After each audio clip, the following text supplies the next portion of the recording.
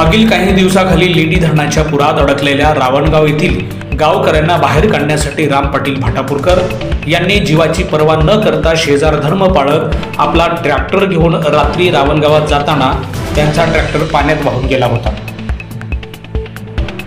Tractor सोडून ते बाहेर सुखरूप पोहत आले। पाणी ओसरल्यावर ट्रॅक्टर बाहेर काढण्यात आले।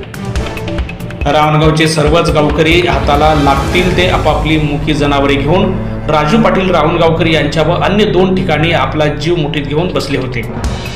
राजू पाटील रावणगावकर यांच्या उंचीवरच्या वाड्यामुळे मोठी जीवितहानी टळली। सर्वांना सुखरूप बाहेर काढण्यात आले। आता पाणी ओसरले आहे, गाव खिळखिळ झाला आहे। ती भयानक रात्र राजू पाटील रावणगावकर आणि राम पाटील भाटापूरकरांनी नांदेड आज न्यूज चॅनलशी बोलताना कथन केले। मुखेड तालुका प्रतिनिधी जयप्रकाश झरे।